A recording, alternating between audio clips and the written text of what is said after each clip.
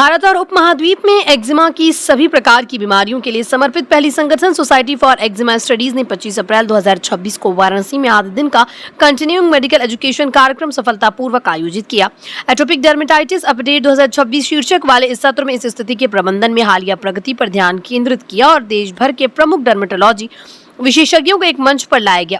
Atopic dermatitis एक सूजन वाली त्वचा की विकार वैश्विक स्तर पर लगभग 10% वयस्कों और 20% तक बच्चों को प्रभावित करती है। एक महत्वपूर्ण सार्वजनिक स्वास्थ्य समस्या बनी हुई भारत में इसकी प्रसार दर 0.98% से 9.2% तक रही, जिसमें पर्यावरणीय कारकों में बदलाव के कारण उल्लेखनीय वृद्धि देखी गई। सत्र में विशेषज्ञों ने बताया कि एडी गुणवत्ता जीवन को गंभीर रूप से प्रभावित करती है, खासकर मध्यम से गंभीर मामलों में जिसमें पुरानी खुजली, नींद में बाधा और चिंता शामिल है। ये स्थिति अक्सर भावनात्मक संताप, सामाजिक अलगाव और दैनिक गतिविधियों में सीमाएं पैदा करती है, साथ ही परिवारों पर भावनात्मक और आर्थिक बोझ भी डालती है।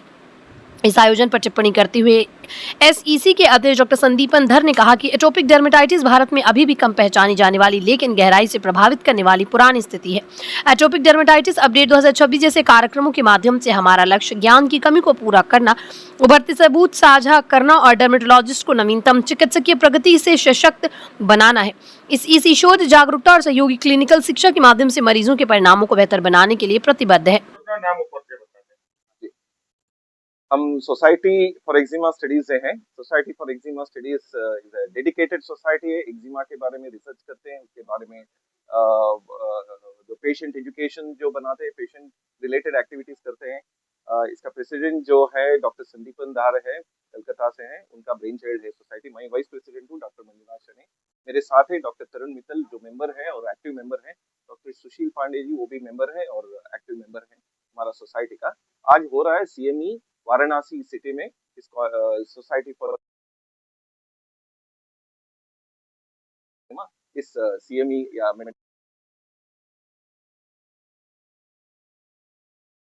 जैसे हमने पहले भी कॉन्फ्रेंसेस बहुत जगह में किया है। हमने किया देहरादून में किया है, रिसेंटली कोचीन में हुआ है, चेन्नई में हुआ है, मैंगलोर में हुआ है, सब जगह में हुआ है। बनारस इसलिए कि ये नॉर्थ इंडिया में हम ज्यादा से ज्यादा कॉन्फ्रेंस करना चाहते हैं, इसलिए कि हम समझते हैं एक्जिमा का जो मात्रा जो है नॉर्थ इंडिया में शायद ज्यादा है, इसलिए कि यहाँ का वेदर ड्राई है।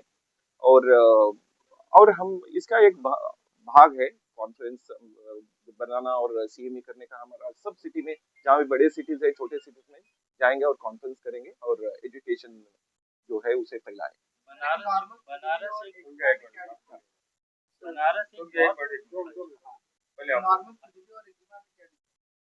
नॉर्मल खुजली, स्किन का जो भी बीमारी है उसमें खुजली रहता है। एक्जिमा को हम खाज खुजली बताते हैं, मगर खाज खुजली शायद बहुत ब्रॉड टर्म है, पहचानेंगे।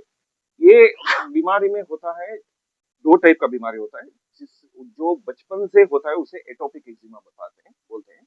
और दूसरा टाइप एक्जिमा है वो दूसरी चीजें छूने की वजह से होता है, उसे कॉन्टैक्ट एक्जिमा बताते हैं। तो एटोपिक एक्जिमा और कॉन्टैक्ट एक्जिमा दो मेन तरीका है एक्जिमा के। एटोपिक एक्जिमा जनरली हम जो एक्जिमा बताते हैं वो एटोपिक एक्जिमा है। एटोपिक एक्जिमा में हम जिनको बचपन से, वो छोटे उम्र से ड्राई स्किन है, खुजावट है, जितना जितना जल्दी हो सकता है, मतलब 3 महीने के बच्चों को भी ये बीमारी स्टार्ट हो सकते हैं। वो जेनेटिक है, इसमें जेनेटिक्स के बारे में मैंने पहले भी बताया आपके साथ कि जेनेटिक्स के बारे में भी स्टडी कर रहे हैं हम सोसाइटी फॉर एक्जिमा। इंडिया में कौन सा म्यूटेशन है, कौन सा जेनेटिक्स है, उसे पहचानने के लिए भी स्टडी कर रहे हैं। जी, पर्याप्त वह तो उतना नहीं है, मगर हम बना रहे हैं एक्जिमा सोसाइटी के मुताबिक। हमें फंड्स मिल रहे हैं थोड़ा, तो उस फंड्स को यूटिलाइज करके हम ये स्टडीज। छुआछूत से फैलता नहीं है, नहीं फैलता है, छुआछूत से नहीं। नाम बता दें। हाँ, मैं डॉक्टर तरुण मित्तल हूँ। मैं डर्मेटोलॉजिस्ट हूँ, बहुत सीनियर डर्मेटोलॉजिस्ट हूँ, देहरादून में प्रैक्टिस करता हूँ। और सोसाइटी ऑफ एक्जिमा स्टडीज़ के तहत हमारी ये श्रृंखला में एक कॉन्फ्रेंस आज यहाँ वाराणसी में हम आयोजित करने जा रहे हैं। इसमें पूरे इंडिया से लोग पार्टिसिपेट कर रहे हैं, जिसमें जो वक्ता हैं वो भी पूरे इंडिया से आए हैं और जो सुनने वाले हैं, डेलीगेट्स हैं, वो भी अक्रॉस इंडिया हैं। करीब 170 से 200 डेलीगेट्स इसको आए हैं जो यहाँ ज्ञान प्राप्त करने आए।